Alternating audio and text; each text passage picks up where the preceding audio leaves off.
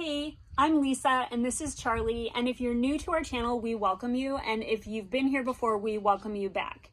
So we've got some changes happening around the homestead. I started working full-time. It's actually kind of fun because Charlie and I are both working at the same school together, so we see each other in the hallways, and it's been fun, and I'm really enjoying it.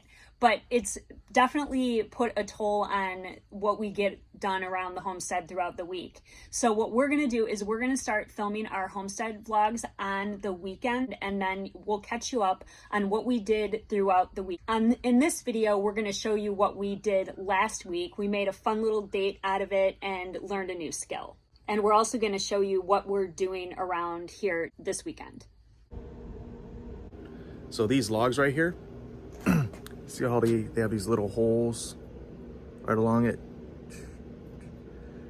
And a cover wax. Well, actually behind that wax is shiitake mushroom. Yes, stuff. shiitake.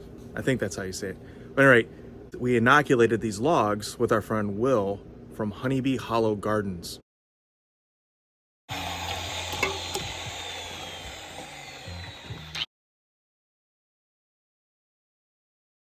This is beeswax that you dip a little sponge thingy into, and then you cover the holes in the log with it to seal in the shiitake mushrooms into the log. It was really fun to do. And so what we're gonna do is they're sitting on the side of our house right now, but we're gonna put them out underneath our shade trees so they're not in the direct sunlight. And we're hoping that we will have some shiitake mushrooms in the next, I think 6 months to a year-ish. So it'll be pretty cool. So that was a pretty cool experience. Never done it before. First time for everything. It is an absolutely beautiful day here in South Carolina. And so one of the things that we are doing this weekend is I am starting some seeds. So I got all of my trays and my little seed thingies, I don't know what to call these, washed from last year, the ones that were in good shape anyway. And so what I'm going to start today is peppers, and I've got 5 varieties of peppers that I'm gonna start. And I'm a little bit late, I feel like, from the rest of my friends that are in South Carolina have already started their peppers probably a week or 2 ago. I'm just starting them now. So I've got the California Wonder from Baker's Creek. And then I've got some poblano peppers that I got from a seed swap, I believe. Then I've got another seed swap, some shishito peppers, a seed swap. These are Alma paprika peppers.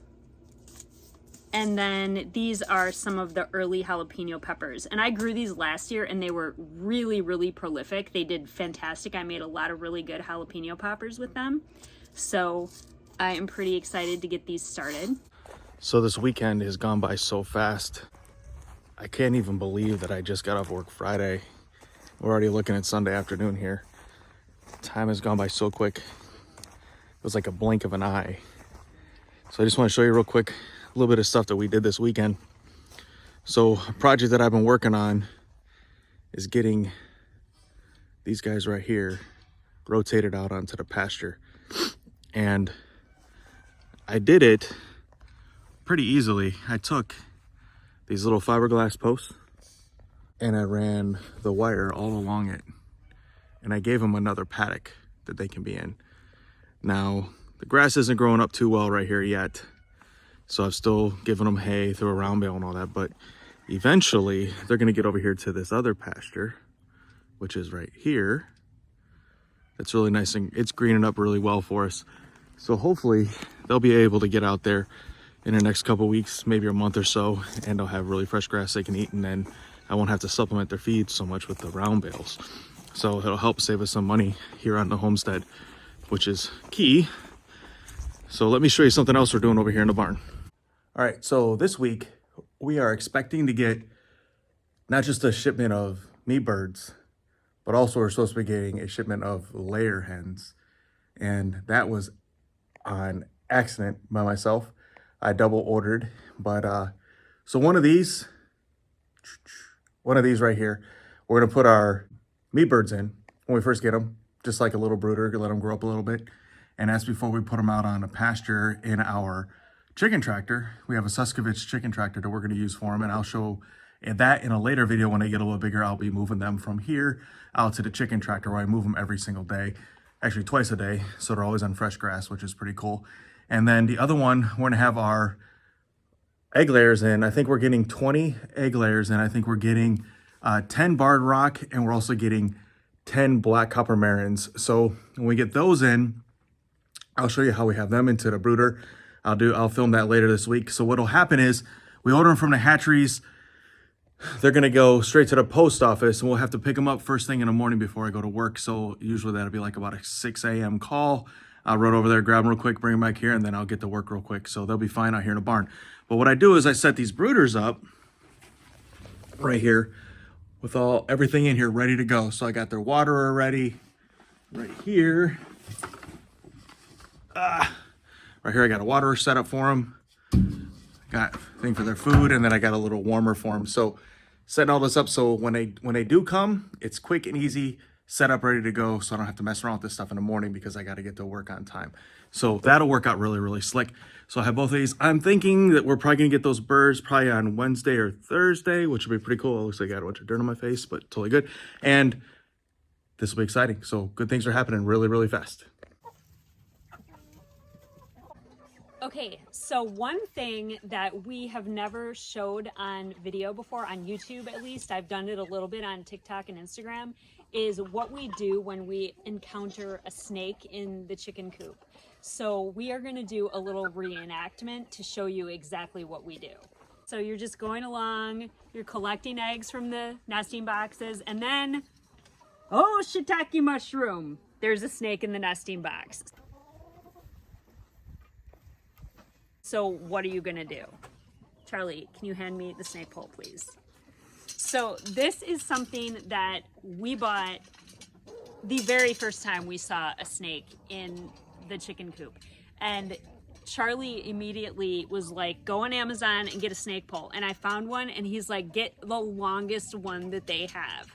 And so this is the one that we got. And I'm gonna demonstrate how to use it. So what you wanna do, you want to grab the right end of it first. So see, it goes like this. So you're going to get in where the snake is, and you're going to try your best to get it behind the snake's head and lift up like And this is a rubber snake, by the way. Yes, we are not professional snake wranglers by any means. But this is what we do. And so this is how we are removing snakes that we know are non-venomous from our chicken coop. So today we're doing some meal prepping. Because of that, I am cooking 3 chickens that we raised right here on our farm. And what I did is I spatchcocked them. I cut their backbones out, so I can lay them flat and they cook really even that way. And then in here, I've got some beef cooking. And we're gonna use those for sandwiches. In addition to that, we have some farm fresh eggs on the smoker. Chester's being so obnoxious right now. Thanks you guys for hanging out with us this weekend, and we will see you next week when we head over to Willowbrook Homestead to help them process their chickens. Have a great week.